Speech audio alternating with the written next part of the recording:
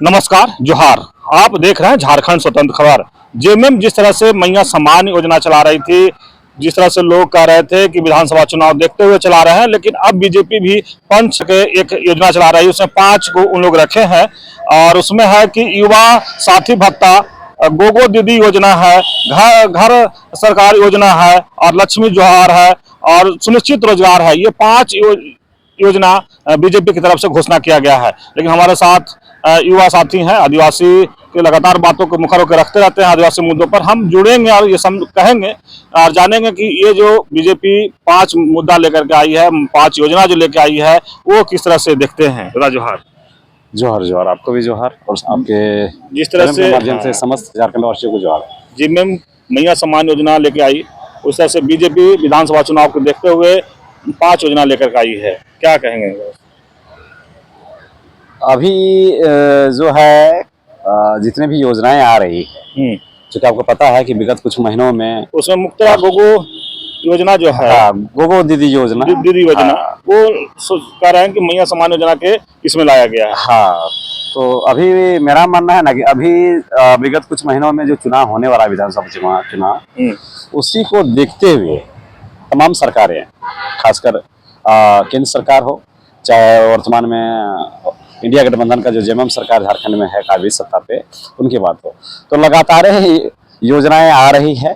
और मुझे ये लगता है कि ये जितने भी लोक लुभावनी योजनाएं आ रही हैं, उनका भविष्य से कोई लेना देना नहीं है। और ये जितने भी योजनाएं आ रहे हैं वो पूरी तरह से झारखंडी जनमानस को ठगने का काम किया जा रहा है इन योजना के द्वारा। क्योंकि मुझे लगता है कि बस ये एक चुनावी स्टंट है, चुनावी दांव पेच है और भविष्य में इनका कोई, हमको लगता है कि कोई सार्थकता नजर नहीं आएगा और ना ये रहेगा। रहा बात जैसे आप 5 योजनाएं गिना रहे हैं बीजेपी का, मैं तो बीजेपी का प्रवक्ता नहीं हूं कि मैं उसमें विस्तृत व्याख्यान दूं इस पे, लेकिन जिस तरह से गोगो दीदी योजना है, चाहे युवा साथी योजना है, चाहे सुनिश्चित रोजगार योजना है, चाहे और 2 योजनाएं हैं बीजेपी लेके आई है, वो देखने सुनने में तो बहुत अच्छा लगता है। लेकिन मैं इस योजनाओं पे नहीं जाऊंगा, लेकिन बारी बारी इन पे आना चाहूंगा। कि सबसे पहले मैं आऊंगा कि रोजगार से संबंधित जो योजना आई है, युवा साथी करके जो योजना लाई जा रही है, जो चुनाव के बाद अगर वो सत्ता पे आते हैं बीजेपी तो इसको इम्प्लीमेंट करेंगे। तो मैं ये पूछना चाहता हूँ कि आज आप जो यूजी और पीजी को पर मंथ 2000 रुपया 2 साल के लिए जो देने का वादा कर रहे हैं, क्या ये सही है? इसकी कुछ सार्थकता दिखाई देती है?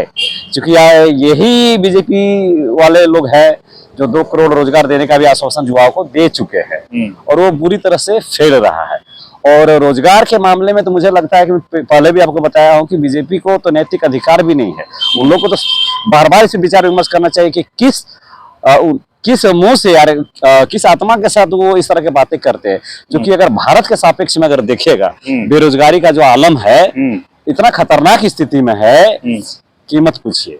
अगर 100% अगर बेरोजगार युवाओं की बात किया जाए, ऑल ओवर अगर 100% बेरोजगारी का बात किया जाए, तो मुझे लगता है कि 85% आसपास जो युवा है वो बेरोजगार है। उसमें से 20 से 34 साल के जो बच्चे हैं वो सबसे ज्यादा बेरोजगारी का दंश झेल रहे हैं।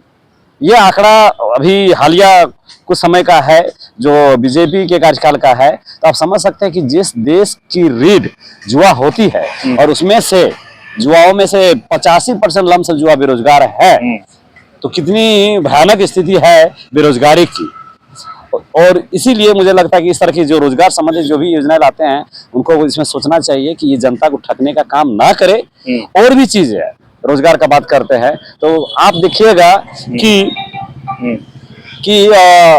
जो क्या बोलेंगे उसको, सैलरी बेस्ड जो जॉब होता है वो पूरे विश्व में है। सैलरी बेस्ड जॉब पहले तो समझना होगा कि सैलरी बेस्ड जॉब है क्या। इस तरह के जॉब को जिसमें एक नियमित पेमेंट आपको पर मंथ के हिसाब से मिलता है, उसको बोलते हैं कि सैलरी बेस्ड जॉब। अगर आंकड़े देखिएगा पूरा विश्व के सापेक्ष में, तो जो अमेरिका है वो 90% लोग जो हैं वो सैलरी बेस्ड जॉब करते हैं। आपका श्रीलंका है, उसमें मोटा मोटी 60% लोग हैं जो इस आंकड़े में आते हैं। और चाइना का बात करें तो मोटा मोटी 55% से ज्यादा लोग हैं जो सैलरी बेस्ड जॉब करते हैं। और इंडिया का आंकड़ा में जाइएगा तो मात्र 20% ऐसे लोग हैं जिनके पास सैलरी बेस्ड जॉब है। यानी 20% ऐसे लोग हैं जिनका जो पेमेंट है वो फिक्स है महीने का। बाकी 80% लोग ऐसे हैं जिनका कोई माई बाप नहीं है कि उनके घर का चूल्हा शाम को जलेगा या नहीं जलेगा। इंडिया में? हाँ, इंडिया का ये 20% आपको बता रहा हूँ। अच्छा। जहाँ यूएसए में 90% है, जहाँ चाइना में मोर देन 55% है। और ये स्थिति है बेरोजगारी का।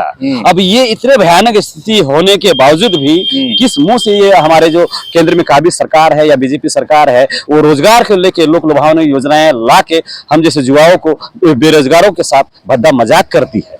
अगर आप और एक बात मैं ये भी बोलना चाहता हूँ कि भारत में हमको इस तरह का पैटर्न देखने को मिल रहा है कि एक उम्र सीमा होने के बाद 60 या 65 होने के बाद जो वृद्धा पेंशन लोगों को मिलता है, हमको लगता है वो कहीं युवाओं को जवानी में ही देने का ये काम कर रहे हैं इन लोग कि आपको बुढ़ापे में नहीं पहले ही हम दे देंगे। तो ये पेंशन टाइप का जो आप 2000 का बात कर रहे हैं, क्या इस तरह से युवाओं का भविष्य उज्जवल होगा? क्या हमारा देश, हमारा राष्ट्र जो युवा रीढ़ होती है किसी देश के विकास में, वो युवा आगे बढ़ पाएगी?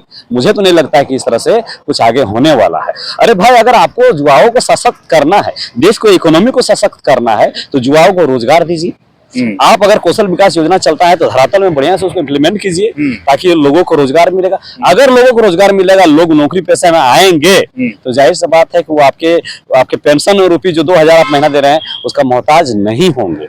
तो मुझे लगता है बीजेपी को, खासकर बीजेपी को, ये युवाओं को छलने का काम नहीं करना चाहिए और ये चुनाव को देखते हुए इस तरह का आंकड़े पेश नहीं करना चाहिए। उसकी बात और भी देखिए, जहाँ रोजगार की बात आती है, इकोनॉमी की बात आती है, वहां पे लगातार अब देखिए कि विश्व पटल पे भारत, चाहे वो भुखमरी के मामले में हो, चाहे वो हैप्पीनेस इंडेक्स का बात हो, चाहे वो गरीबी का बात हो, हम लोग पिछड़ते ही जा रहे हैं। हमसे बगल तो मेरा हमारा पड़ोसी राष्ट्र है। खुशहाली के मामले में नेपाल चल जाइए, बांग्लादेश चल जाइए, पाकिस्तान चल जाइए, हमसे काफी आगे हैं। हमारा रैंकिंग उनसे बदतर है। तो मेरा कहने का मतलब है कि अगर आप रोजगार की बात करते हैं, गरीबी पे बात करते हैं, तो काफी भयानक स्थिति भारत में देखने को मिलेगा। एक रिपोर्ट जारी किया गया था जो आप हिंदुस्तान या इंडियन एक्सप्रेस में छपी थी, मैं पढ़ रहा था कुछ समय पहले, कि ऐसा उसमें छपा हुआ था कि जो आप क्या बोलेंगे उसको, कि बेरोजगारी के मामले में कि जो आर्थिक असमानता होती है भारत में, यानी आप बोलेगा इकोनॉमिकल इनइक्वालिटी जो होती है भारत में, वो काफी खतरनाक स्थिति में है। इतने खतरनाक स्थिति में है कि जब अंग्रेज यहाँ पे राज कर रहे थे उस समय भारत में हर आदमी का आर्थिक स्थिति आज की तुलना में फार बेटर, काफी सुदृढ़ था। अब आपको यहाँ समझना होगा कि आर्थिक असमानता होता क्या है। इसका मतलब ये है कि जो गरीब और अमीर का जो बीच का जो खाई है वो दिन दिन इतना बढ़ते जा रहा है, इतना बढ़ते जा रहा है, और खासकर 2000 के बाद का जो पीरियड रहा है वो बहुत ही खतरनाक स्थिति में, इतना खतरनाक स्थिति में है कि आपको पता होना चाहिए कि 70% जो आबादी भारत का है, उस 70% आबादी के पास जितना पैसा है वो मात्र 1% धनगढ़ लोगों के पास है। ये इतना स्थिति है, यानी अमीर अमीर बनते जा रहा है, गरीब गरीब बनते जा रहा है। तो क्या सरकार को इस पे संज्ञान, उनको संज्ञान में नहीं है कि हमारे देश में जो आर्थिक असमानता है वो काफी ज्यादा बढ़ते जा रहा है, लोगों में काफी ज्यादा असमानताएं आ रही है आर्थिक परिप्रेक्ष्य में। तो आप किस आधार पे रोजगार की बात करते हैं, किस आधार पे आप नौकरी और चाकरी की बात करते हैं? अभी देखिए, हाल में मैंने राहुल गांधी का बयान सुन रहा था कि 30 लाख वैकेंसियां सरकारी पद में खाली हमारे भारत में। तो इनको ये दिखाई नहीं देता है कि 30 लाख नौकरियां जो सरकारी विभागों में खाली पड़े हुए हैं उसमें रोजगार से लोगों को जोड़ा जाए और जो बेरोजगार युवा है उनको एक आर्थिक मदद दिया जाए और देश की इकोनॉमी में अपना सहयोग दिया जाए। ये इनको नहीं दिखाई दे रहा है। तो ये समझ लीजिए कि इतने खतरनाक स्थिति में हमारे यहाँ पे ये चीज चल रहा है जो ब्रिटिश समय ने। और एक चीज आपको यहाँ पे मैं बताना चाहूंगा कि ये रोजगार की बात करते हैं, अभी ये जो लाए हैं स्वरोजगार, हर साल 1 लाख युवाओं को रोजगार ये देंगे। भाई, ये स्वरोजगार क्या होता है? और फिर आप बात बोल रहे हैं कि मोटा मोटी 3 लाख के आसपास हम लोग नौकरी भी देंगे युवाओं को। तो स्वरोजगार है, जो बच्चों को समझना होगा कि मोदी जी का जो एक टिप्पणी आया था कि पकौड़ी तलिए, चाय बेचिए, ये यही स्वरोजगार है। जो जुआ करते हैं वो खुद अपने दम पे करते हैं, उसमें सरकार का कोई सरकार योजना। हाँ, तो ये सब जो योजनाएं ये ला रहे हैं जिस तरह से कि चाय बेचिए, पकौड़ी बेचिए, यही स्वरोजगार योजना है। तो बच्चा तो भाई अपने दम पे कर लेगा, फिर वो डिग्री क्यों लेगा? उसको पढ़ा के बड़ा अधिकारी बनाने का बड़ा सपना इसको क्यों दिखा रहे हैं? आप बोलते हैं 2047 तक भारत विकसित राष्ट्र होगा, क्या इन्हीं आधारों पे विकसित राष्ट्र होगा? तो मेरा मानना है कि रोजगार के मामले में बीजेपी सरकार को या केंद्र में काबिज जो सत्ता है, सरकार है, उसको तो इस तरह का मजाक जुआओं के साथ हरगिज नहीं करना चाहिए। लेकिन दिनेश दा, दीदी गोगो दीदी योजना की बात जो कर रहे हैं, ये संथाल के सुनते हैं कि भाषा है गोगो जो है, तो जिस तरह से मैया समान योजना नाम रखे थे, तो संथाल के नाम रखने का मतलब क्या है? संथाली भाषा रखने का है इसका? देखिए, गोगो का मतलब है, जहां तक मुझे जानकारी, हो सकता है कि मेरी जानकारी सही ना हो, लेकिन मुझे जानकारी है गोगो का मतलब ही होता है मैया, समझे ना? या बहन। अब जैसे आप माता बहन जो बोलते हैं ना, तो गोगो मतलब हो गया मैया और दीदी मतलब दीदी, समझे ना? तो ये एक तरफ से देखा जाए, बस एक सही बात है। पेपर में कहीं देख रहे थे कि फोटो कॉपी पेस्ट है। अब अभी सारा चीज वैसे ही है। देखिए, भारत में दिक्कत क्या है ना, खासकर झारखंड में क्या दिक्कत है, कॉपी पेस्ट पर हम इसलिए बात की कि हेमंत सोरेन से कहीं बीजेपी हवा तो नहीं गई है। नहीं, कहीं ना कहीं तो जिस तरह से माहौल बना था, ईडी का प्रकरण चला था और देश के इकलौते राज्य के जो सीएम थे, जिस तरह से एक ईडी के मामले में, जमीन के मामले में उनको गिरफ्तार किया गया था और काफी लंबे समय तक उनको गिरफ्त में रखा गया था, कहीं ना कहीं से आदिवासी समाज आक्रोशित हुआ है। और कहीं ना कहीं मुझे लगता है कि इसका डर और भय तो नहीं बोलेंगे, क्योंकि चोर मुसरे भाई हैं, दोनों लूटेंगे, तो ये डर नहीं बोलेंगे। लेकिन हाँ, कहीं ना कहीं हमको लगता है कि पॉपुलैरिटी के मामले में जो अभी वर्तमान समय में जो झारखंड के सीएम है माननीय हेमंत सोरेन, इनकी पॉपुलैरिटी बढ़ी है, इसमें कोई दो बात नहीं है। क्योंकि जिस तरह से आप मैंने कहा कि देश के इकलौता जो सीएम थे जो इतना निर्दयता निर्भीक होके चीजों को रखते थे, तो ये जितने भी योजनाएं हैं, चाहे दीदी गोगो, चाहे मैया समान योजना हो, सिर्फ ये छलने का काम है, कुछ नहीं। अति भविष्य में इनका कोई आधार नहीं दिखता है। और ये योजनाएं देखिएगा, आने वाले समय में किसी न किसी तरह से टेक्निकली फंसेंगे या फिर इनको बंद कर दिया जाएगा, कुछ भी हो जाएगा, बंद कर दिया जाएगा। लेकिन जिस तरह से मैया समान योजना के लोग कह रहे थे कि चुनावी स्टंट है, तो आप गोगो दीदी योजना को क्या कहेंगे? मैंने तो पूर्व में ही कहा आपके चैनल के माध्यम से कि जितने भी योजनाएं स्कीम लाया जा रहा है, ये जितने भी लोक लुभावनी योजनाएं आ रही हैं, ये सिर्फ राजनीतिक दाव पेच का खेल है। और वो चूंकि आने वाला 1-2 महीना में अभी जो है दिसंबर में हमारा विधानसभा चुनाव है, तो विधानसभा चुनाव को देखते हुए किस तरह से लोगों का पोलराइजेशन किया जाए, किस तरह से एक वोट बैंक बनाए क्रिएट किया जाए और लोगों को ठगा जाए, बस इसी का यही एक तरकीब है दोनों पार्टियों के पास। वर्तमान में इंडिया गठबंधन की जो जेएमएम सरकार है वो भी यही कर रही है, पर फर्क यही है कि बीजेपी जब सत्ता में आएंगे तब करेंगे, और कुछ जो सत्ता में अभी काबिज है वो फिलहाल अभी कर रहे हैं। लेकिन ये हास्यास्पद है और मुझे लगता है कि बेरोजगार युवाओं पे या फिर हमारी जो महिलाएं हैं उनके मुंह पे एक तमाचा है, उनकी गरीबी पे तमाचा है कि इस तरह से गरीबी का मजाक नहीं बनाना चाहिए। और एक चीज मैं यहाँ ये बोलना चाहूंगा कि बारंबार यहाँ पे ये मैनिफेस्टो में तो बहुत अच्छा चीज लाते हैं, लेकिन एक देखने वाली बात ये है कि जब मैनिफेस्टो ये जारी करते हैं तो यहाँ का जो नीड है, झारखंड राज्य का जो नीड है, झारखंड राज्य के जो मसले हैं उस पर लेके नहीं आते हैं। पिछला बार तो जैसे संकल्प यात्रा किए थे अमित शाह 2014 से पूर्व में, जब रघुवरदास सरकार में आए थे, कि आदिवासियों को धार्मिक पहचान दिया जाएगा, वो तो पूरी तरह से फेल हो गया।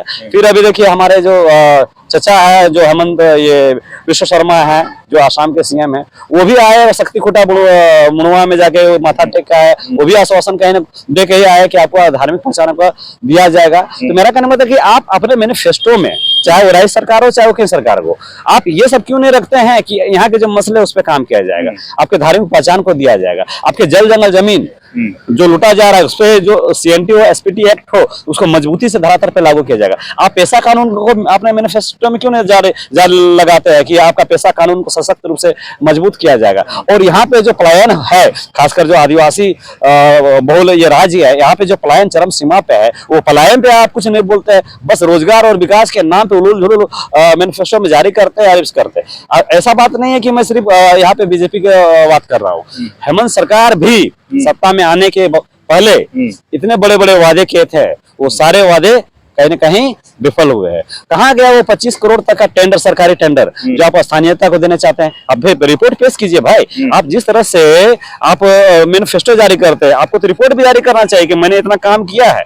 आप बोले थे कि 70% स्थानीयों को नौकरी दिया जाएगा, फिर 60-40 का मुद्दा कहाँ से आ गया भाई? 60-40 तो नहीं ना चाहिए। 60-40 तो स्पष्ट पता चल रहा है कि 60 कौन है, 40 कौन है। तो फिर आप किस आधार पे मैनिफेस्टो में इसको मेंशन किए थे कि 75% मैं सरकारी नौकरियों में स्थानीय लोगों को डालूंगा? तो आप इसमें भी फेल है। आप बोले 50% आरक्षण मैं महिलाओं को दूंगा नौकरियों में। आप बताइए ना कि 50% आपका ये जो जुमला था, कितने महिलाओं को, हमारे महिला साथियों को आपने नौकरी पे रखा है?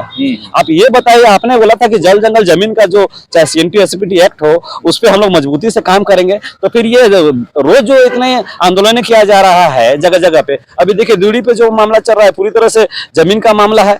आप उसमें संज्ञान नहीं लेते हैं, लोग आपसे मिलने जाते हैं, आप उनको गेट से भगा देते हैं। तो मेरा कहने मतलब है कि जेएमएम सरकार भी बहुत लोक लुभाने वादे, बड़े बड़े वादे करके सत्ता पे आई थी, और कहीं न कहीं जो भी वादे किए थे वो मोटा मोटी हमको लगता है कि वो फेल हुए हैं, दगाबाजी किए हैं। अब देखिए ना, मोराबादी या उनके जो राजभवन के आसपास जो कैंपस है, वो हमेशा कोई ना कोई वर्ग वहां पर प्रोटेस्ट करेगा। आपने बोला कि जितने भी कॉन्ट्रेक्चुअल एम्प्लॉई हैं मैं उनको अस्थायी करूंगा।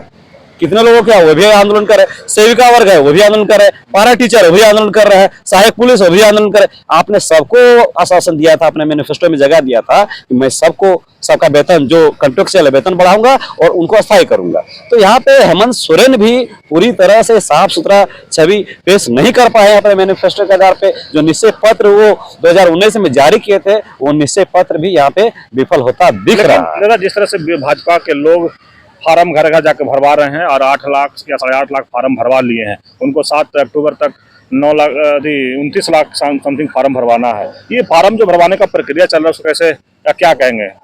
अब ये देखिए, सबका एक अपना गैंग है, समझना।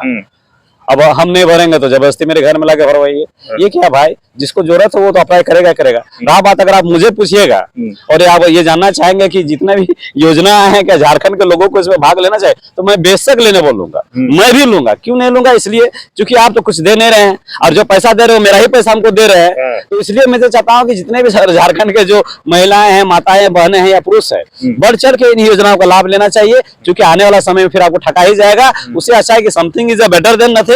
कुछ भी मिल रहा है उसको आप ले लीजिए। चूंकि अगर देखें तो 1000 रुपया भी अगर महिलाओं को मिल रही है, चाहे वो मैया सम्मान योजना से मिल रही हो, चाहे गोगो दीदी योजना से भी मिल रही हो, 1000 रुपया अगर ग्रामीण क्षेत्र की महिला के पास हम जाके पूछेगा तो काफी ज्यादा मायने रखता है। 1000 से किन्हीं का महीने भर का चूल्हा चौकी चल सकता है। तो मेरा मानना है कि वो किसी भी ये तो है एक तरफ से गलत है। क्यों? कहीं ना कहीं पहले क्या खुले तौर पे आप आचार संहिता का उल्लंघन करते थे और लोगों को पैसा देते थे और उसका पोलराइजेशन करते थे वोट का। लेकिन अब क्या है कि आप लोग टेक्निकल हो गए हैं। अब स्कीम के नाम पे आपको घर तक पैसा पहुंचाया जा रहा है, घर तक फार्म भराया जा रहा है, और आपको स्कीम के तहत आपको कहीं ना कहीं ये बताया जा रहा है कि मैंने आपको पैसा दिया है, आप मुझे वोट कीजिए। तो दोनों सरकार है जो छलने का काम कर रहे हैं और कुछ नहीं है। और मेरा नाम दिनेश मुंडा है, मैं आदिवासी युवा शक्ति का मुख्य संयोजक।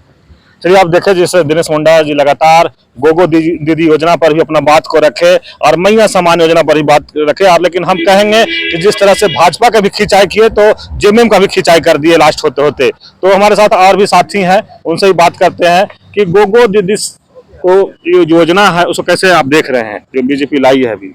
सबसे पहले आपके चैनल के सभी दर्शकों को मैं जोहार करता हूँ। जैसा कि झारखंड में चुनाव का माहौल बना हुआ है और सभी पार्टियां, चाहे राष्ट्र पार्टियां या क्षेत्र पार्टियां हो, सत्ता काबिज करने के लिए अपने जोर शोर से तैयारी किए हैं। कोई योजना देकर लाभ पहुंचाने के प्रयास कर रहे हैं और कोई योजना देने का लाभ देने का प्रयास कर रहे हैं। इसी के तर्ज में भारतीय जनता पार्टी गोगो योजना लाकर लोगों को प्रभावित कर रहे हैं और उनमें से महिला सशक्तिकरण को विकास करने के लिए 2100 का प्रावधान किया गया है। तो इसमें कहीं ना कहीं चुनाव को देखते हुए ये योजना को प्रलोभन दिया गया है लोगों को। अभी बेरोजगारों को 2 साल तक 2000 रुपया दिया जाएगा, उसको कैसे देख रहे हैं? देखिए, झारखंड में जब हेमंत सरकार की सरकार जो 2019 में चुनाव में जो उसका चुनाव उद्घोषणा था, उसने भी कहा था कि मैं बेरोजगारों का बेरोजगारी भत्ता दूंगा। और उसमें उन्होंने बेरोजगारी भत्ता देने का प्रयास भी किया था। जो ग्रेजुएट है उनको 5,000 देने का प्रावधान था, और जो पोस्ट ग्रेजुएट है उन्हें 7,000 देने का प्रावधान किया। लेकिन झारखंड में इतना बेरोजगारी दर बढ़ी हुई है कि झारखंड सरकार बेरोजगारी भत्ता देने से असमर्थ रही, नाकामयाब रही। इसी की तरफ से भारतीय जनता पार्टी अपने वादों से आने वाले दिन में मुकरेंगे। अभी चुनाव को माहौल देखते हुए अपनी सत्ता में काबिज होने के लिए ये योजना का प्रावधान कर रहे हैं।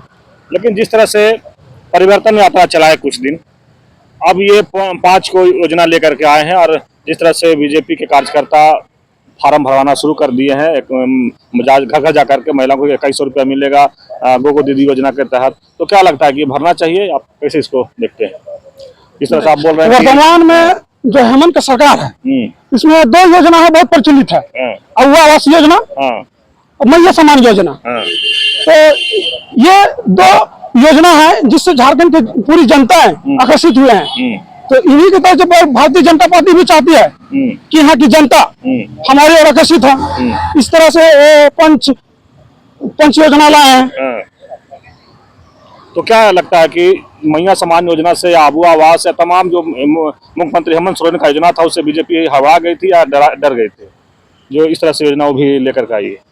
भारतीय जनता पार्टी को देखा जाए तो जैसे कि अगुआ आवास योजना के तर्ज पर पीएम आवास जो कि 21 लाख देने की बात कर रही है, कहीं ना कहीं ये योजना पहले भी झारखंड में थी, लेकिन वर्तमान में उसे हटा दिया गया, और अभी 21 लाख घर आवास देने की बात करें पीएम आवास योजना, तो किस आधार से हम उसे विश्वास कर सकते हैं? मैंने झारखंडी युवा अभी विश्वास नहीं कर पा रहे हैं। बिल्कुल नहीं, वो ठगने का ये योजना का प्रावधान दे रहे हैं। नहीं लग रहा है कि आदिवासी युवाओं को या आदिवासी युवा महिला या पुरुष जो भी है उनको ठगने का योजना लाया गया है? बिल्कुल, ये सब जितनी भी योजना भारतीय जनता पार्टी ला रही है, ये सब चुनावों को देखते हुए वो अपना सत्ता काबिज करने के लिए ये सब योजना का प्रावधान दे रहे हैं। नाम बता दीजिएगा। करमदेव मुंडा युवा शक्ति।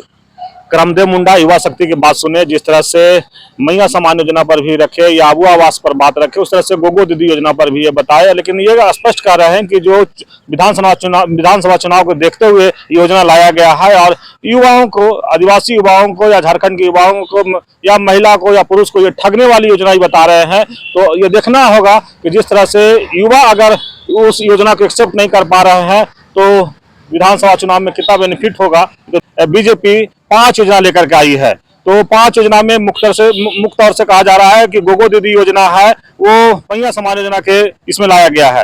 तो हमारे साथ आदिवासी युवा में दिनेश मुंडा जी हैं और इनसे जानेंगे कि मैया सम्मान योजना जो था उसके जगह में मैया सम्मान योजना 1,000 रुपया हेमंत सरकार दे रही थी, लेकिन बीजेपी की तरफ जो आया है दीदी गोगो दीदी योजना वो 2100 रुपया दे रही है और अब लोगों से बीजेपी कार्यकर्ता फार्म भी भराने लगे हैं। तो इसको आप कैसे देखते हैं, इस पर क्या प्रतिक्रिया है? सभी को पहली बार तो जोहार सबको। देखिए, जहाँ तक गोगो दीदी योजना जो लाए हैं ये हेमंत सोरेन का ही कॉपी कर रहे हैं, लेकिन कहता है ना कि कॉपी नकल करने के लिए भी अकल की जरूरत पड़ती है। तो ये लोग उसमें अकाउंट नंबर नहीं दे रहे हैं, आधार नंबर देना बहुत सारा नहीं दे रहे हैं, या रिसीविंग नहीं दे रहे हैं। कल डेट में ऐसा उस श्वेत पत्र करेगी ठीक करके दे, ताकि अगर ये लोग कल पैसा नहीं दे तो इन लोगों पर में केस हो सके। इस टाइप से उन लोगों को बना के देना चाहिए कि हाँ हमारा ये जो योजना है वो 100% श्योर है, क्या कि आप जो करते हैं आपका कथनी और करनी में अंतर होता है, क्योंकि आप बहुत सारा योजना आपका लगा पहले भी ठीक कर चुके हैं, लेकिन वो सक्सेस नहीं हुआ। इनका अभी देखिएगा कि कहते हैं हजारों करोड़ रुपया जब यहाँ खेलगांव में हाथी उड़ाए या कुछ ऐसे बहुत सारा ठीक किए, उसमें इनका कभी 1 रुपया का झारखंड का लाभ नहीं हुआ, ना यहाँ का लोगों को लाभ हुआ। इसी प्रकार बहुत सारा योजना लाए, लेकिन इनका योजना ठाई फीस हो जाता है, आगे नहीं बढ़ पाता है। जिस तरह से बेरोजगार युवाओं को बोले हैं कि 2 साल तक 2,000 रुपया दिया जाएगा, उसको कैसे देखते हैं? हाँ, वो तो हम भी सुने हैं कि 2,000 रुपया दिया जाएगा। अब युवा लोग को ये लॉलीपॉप धराने का काम कर रहे हैं। ये तो पहले भी बोले थे कि नौकरी देंगे, ये करेंगे, वो करेंगे। आप इनका पहले कभी मैनिफेस्टो देखिएगा 2014 या तो उससे पहले का, उसमें भी ये बहुत सारे योजना का सिलेक्ट किए हैं, लेकिन क्या उस योजना का 1 भी % आप यहाँ के लोगों को दिला पाए? नहीं दिला पाए। इनका योजना जो लाते हैं या जो इधी करते हैं वो नहीं करते हैं। उनसे हट के कुछ अलग करते हैं। जैसे कभी ये तो नहीं बोले थे कि सीएनटी में छेड़छाड़ करेंगे, ऑनलाइन करके यहाँ का जमीन का दस्तावेज के साथ एथी करेंगे, गड़बड़ करेंगे, या यहाँ का लोग पलायन करेंगे। जो पलायन हो रहा है आज, जो ये लोग बोल रहे हैं डेमोग्राफी खराब हो रहा है या यहाँ का जनसंख्या घट रहा है, उसका बहुत सारा बड़ा कारण पलायन भी है। जो यहाँ रोजगार के नाम पे आदमी, यहाँ के हजारों आदमी, लाखों आदमी चला जा रहा है झारखंड का, लेकिन आज वहाँ फिर वापस वो नहीं आ पा रहे हैं। जैसे यही समझ लीजिए आसाम में चल गए, वहाँ ना वहाँ आदिवासी का दर्जा मिल पाया, ना यहाँ अपना राज्य के लिए वो लोग थी कर पा रहे हैं। तो इस तरह से बहुत पलायन हुआ है, बहुत सारा चीज है जो ये अपना योजना से ये लोग इसी में नहीं रहता है, मैनिफेस्टो में नहीं रहता है, लेकिन फिर भी वो सब करते हैं।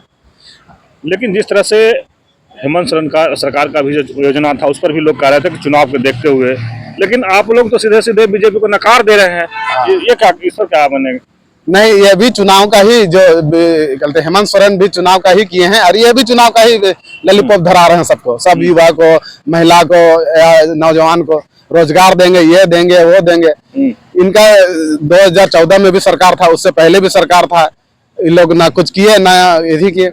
जैसा आप देखिएगा कि अभी बीजेपी का अगर चलते आपको पहले भी बोले हैं कि अगर सरकार जब ये लोग बहुमत में आएगी तो कोई जनरल को बना देंगे जो यहाँ का वस्तुस्थिति को नहीं समझेंगे और अपना थोपेंगे। उसी प्रकार रघुवर को लाए, सीएनटी में थी किए, आंदोलन कर रहा था, उन लोगों पर गोली चलाए, लाठी किए, केस किए, कुछ आज क्या परिस्थिति है। लैंड बैंक बनाए, पूरा झारखंड का जमीन को वहां जाके लगा दिए, अब पूरा झारखंड का जमीन फंसा हुआ है। अब अपना आदमी काम नहीं कर पा रहा है, गलती दुनिया भर का कर दिया, ऑनलाइन में भी गड़बड़ी है, आदमी सुधारने के लिए जाके परेशान है। आदमी कितना आदमी का यही सब में केस मुकदमा चल रहा है। तो ये योजना, लेकिन जिस तरह से आदिवासी में युवा नौजवानों को देख रहे हैं कि बीजेपी पर भरोसा क्यों नहीं कर पा रहे हैं? देखिए युवाओं और यहाँ का जो है वो बीजेपी में भरोसा किए थे, नहीं करते तो शुरू में बच्चा अगर पैदा हुआ और किसके गोद में था, बीजेपी का, लगातार उसमें गलत परवरिश दिया, मतलब एक यही ना समझ लीजिए, उसका सही से पालन पोषण नहीं किया। आज जो भी झारखंड परिस्थिति है, सबसे बड़ा दोषी बीजेपी आंसू है, और सभी को है इसमें, सब पार्टी सम्मिलित है, लेकिन सबसे ज्यादा बीजेपी इसमें दोषीदार है। झारखंड का जो स्थिति है आज, उसमें बीजेपी का 100% श्योर गलती है। इसलिए कि आज आपको बच्चा जन्म हुआ और आपको हाथ में गोद में मिला, आप बच्चा का परवरिश सही से नहीं किए, जिसके कारण अब बच्चा 24 साल का हो गया, लेकिन बच्चा का सही से विकास नहीं हो पाया। यह है दिनेश मुंडा। दिनेश मुंडा जी की बात सुने, और जिस तरह से कहे कि बीजेपी जो भी योजना लाई है, गोगो दीदी योजना, या जो 5 योजना है, या बेरोजगारों को 2000 रुपया 2 साल तक देने वाला ही बात कर रहे हैं, उस हमको ये कहीं ना कहीं कह रहे हैं कि ये ठगने वाली योजना है, विधानसभा चुनाव देखते हुए लाई है, और ये कह रहे हैं कि बीजेपी पर एकदम भरोसा नहीं हम आदिवासी युवाओं का। तो लगातार आप देख रहे हैं जिस तरह से हम लगातार युवाओं से आपको बात करके कर रहे हैं, सुनवा रहे हैं, दिखा रहे हैं, और कहीं ना कहीं बीजेपी से लोग कटे हुए नजर आते हैं, लेकिन जेएमएम को ही कहीं नहीं छोड़ रहे हैं, लोग जेएमएम पर ही कहीं ना कहीं सवाल खड़ा कर रहे हैं। तो इस तरह खबर को देखने के लिए आप झारखंड से जुड़े रहिए। जोहार, नमस्कार।